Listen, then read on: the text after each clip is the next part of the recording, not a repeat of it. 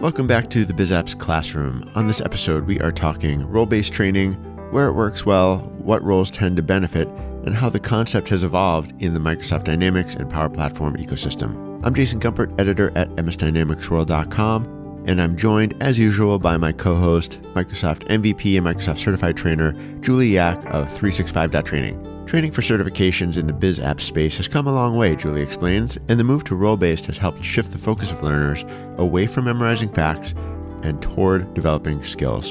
And while Microsoft have their own overall view of role-based training and certification, it's not the only reference out there. Julie shares some of her experiences training people in a range of roles and settings.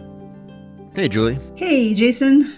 I had a question for you. As a professional trainer, how do you think about the roles that you are training people for? I think that roles are important to keep in mind when you're making and receiving training because it helps you define your target. So that if I know that one day I want to be a solution architect, that I know that I can identify some of the skills and knowledge I need to get there. And so I think that using roles to guide you can be a very good path to successful training.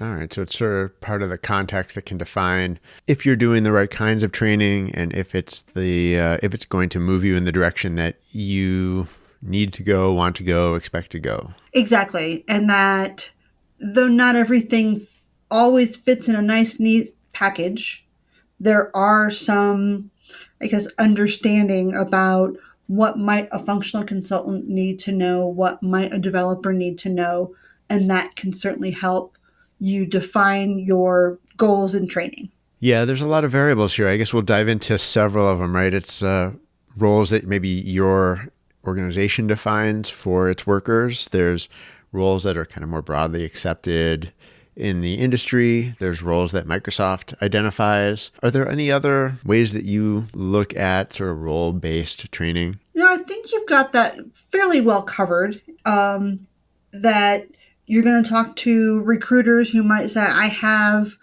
someone who's looking for this type of person, and they have a generic set of requirements that may or may not be relevant. And then you've got Microsoft, who has very well-defined certification paths, that you've got exams and collections of exams that when combined, you have attained this certain role title, and that there's little differences here and there, but if you're a developer, you're a developer. If you're an architect, you're an architect, and so on. And so having some kind of guidelines around that can be very helpful. Should we talk about how Microsoft comes into play when it comes to role-based training, role-based certifications? That seems to be the way that they have approached this topic, right? Is in terms of certification for roles that they define, right? Well, yes-ish. We have evolved to that point. But if we go back historically with the CRM certifications, and I believe some of the F&O certifications, it was more knowledge than skills. So it was just shy of a memorization test about functionality and what the system could do in a perfect world. And we have evolved from that to skills-based or role-based certifications and training, which are much more outcome-focused, which I feel as both a trainer and as a learner is more attainable. It gives me, I know what the end is. I know that I can complete this task. I can make this flow. I can update this portal or so on. And that makes it much more attainable because it's much better defined. Did something happen that brought about this change? So a few years ago, when Power Platform was exploding, there were no exams or certifications in Power Platform. That the first ones that started including Power Platform-like components still had the MB prefix on them for the business solutions. It's the CRM F&O prefix. Before the platform one came up with the PL dash whatnot. And we extracted out, I was part of the team that worked on some of that, and we extracted out what we called the core. which is what eventually became PL 200, but it was MB 200. And that was when the big shift happened between knowledge and skills. And that if you had this core set of skills, then you could be successful at whatever else came out from that spoke, right? So if you had this core set of skills on any of the CRM apps, then you could quite easily go into a beginner role in sales or a beginner role in customer service, beginner role in field service, and so on. Or even just stick to hardcore XRM and not work with those first party apps at all. And so that was several years ago where there was the shift. And part of that happened, I believe, I was not involved in the why, but I believe it was some reorganization that happened that did a lift and shift internally that brought some of the certifications to a greater part of the organization of Microsoft, where business applications had kind of been off on their side doing their own thing. And when they were absorbed into the greater worldwide learning, that's kind of when things were reevaluated.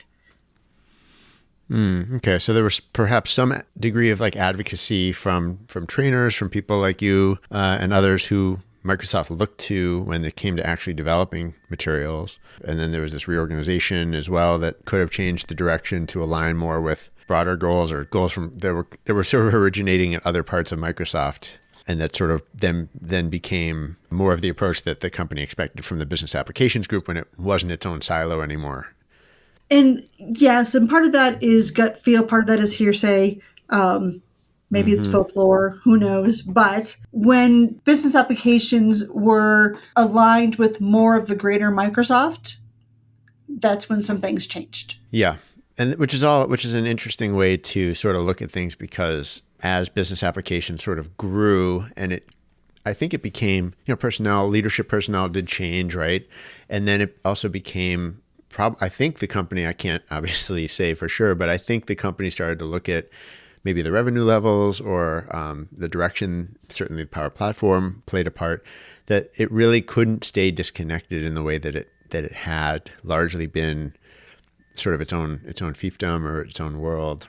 The other thing that I do recall, and I don't know how much this actually changed anything, but I remember it as a gripe or a fear that partners certainly had, was that they could see that, Dynamics training was not super competitive with other CRM vendors. And this was in sort of the older CRM days when there were, I would say, multiple CRMs that from big enterprise players that it wasn't really sure where the leadership was coming from. I don't know if Salesforce had sort of already taken the biggest market share yet, even at that point, but there was concern that Microsoft's training, maybe because it was very skills based, memorization based, wasn't equaling up to what customers would expect compared to how far other vendors had taken their training. We weren't adequately preparing people. They could have a certification in their pocket, but because of how they were being tested, it didn't have the same value. Right. And I think when CRM buyers were evaluating it, I think they could see that. But I would say that has evolved. I'm not here to really compare, one vendor against the other in terms of what they offer, but I certainly remember that as more of an issue, more of a complaint several years ago. Yep. Yeah. Everyone in our world has heard that before. All right. And so, like you said, today there are these role-based certifications. I think Microsoft has 6 now that they sort of identify specifically. I don't know how applicable they are to D365 applications, to Power Platform-based professionals. Do you find them, the ones that Microsoft has identified, the learning path-based approach, relevant? That is a trick question. It can be relevant. Oftentimes it is relevant, but in my experience, not all students do a good job of self-identifying their level of knowledge and their appropriateness for learning what's next. They overestimate or underestimate, or they have some imposter syndrome, or a million other reasons why it may not be the most effective for them at that moment in time. But I think generally speaking, from an industry perspective, role-based is not a bad approach. So, Julie, what types of training work well for role-based in your view? Nothing beats a good classroom full of like-minded people where you are literally in the same physical space and you can have those conversations. If you look at the solution architect training that's put out by Microsoft, there are not traditional hands-on labs that are included part of that certification training. That training is group exercises and group conversations because being a solution architect is about knowing how to make decisions. And so giving you those scenarios where you have to make those decisions is what's most appropriate for that role, for example. But when you're just starting out and you're aspire to be a good functional consultant, you really probably need a whole lot of help with the mechanics of making software, the mechanics of customizing a form, the mechanics of applying a PowerFX formula to a screen that you have in a Canvas app. And so having a group of like-minded people together, working together on the same goals, is really, really effective. And it could be for a one-day class. It could be for a month-long boot camp. Any chance you have to get everyone in that same room is hugely beneficial. With that said, that doesn't mean that hybrid is not valuable. That doesn't mean that learning on your own is not valuable. It's just a different path. I think that being able to work with other people who are trying to learn similar things certainly has value, but it's not the only thing that has value. Are there other roles that you think are most in need of getting training that really does build the skills that they need? You mentioned architects.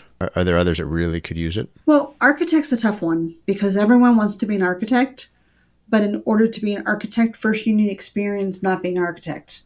And strictly taking and passing a certification exam does not make you a qualified architect. As much as the world would love to be able to have that one test, it just doesn't work that way.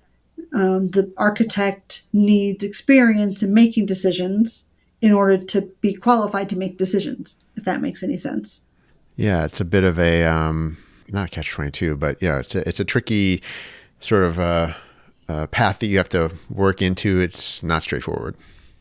It's a circular reference. If you're thinking in terms of your work as a developer, perhaps other kinds of roles, there may be a clearer path to how to develop your skills, develop your qualifications. Right. But there's also people who are perfectly happy knowing what they know, staying up to date on how that particular technology family may change slowly over time. And that's fine too, if that's the role that you want to be in. I know several developers who are like that, who they are spectacular developers. They are happy being a developer. They have no desire to manage people. They have no desire to manage projects or process or any of that. And they are spectacular at what they do. Their learning has to be staying current with that part of their job. Any other advice you have for people who are trying to plan their training based on a role-based perspective? Don't box yourself into a single role, and that even if the training is identified as for a particular role, look at it and see if there's bits and pieces you can extract out that you can learn from. There's a lot of training out there that's fairly modular. Microsoft Learn has some great resources where you don't have to take the whole course. You need to learn something in this one module, take that one module. All right, great. Yeah, so keep your eyes open for those opportunities and perhaps keep a bit of an open mind too on what could add value for your journey. Yes, exactly. That's exactly it. Well, maybe we'll wrap it up there. Anything else you wanted to add? Did we miss anything? No, I think it's good. I think role-based is not a bad approach. It kind of helps to give definition for folks. And that if that helps you get a better guided path, then I'm all for it. Julie, thanks once again for sharing your insights here. I appreciate it. Yeah, thank you a ton, Jason, for chatting with me. Thanks for joining us once again in the Biz Apps Classroom. If you have any questions, comments, ideas, suggestions, you can contact me, Jason at msdynamicsworld.com, or you can reach out to Julie by email, julie@365.training. That's it for now. See you next time on the Biz Apps Classroom.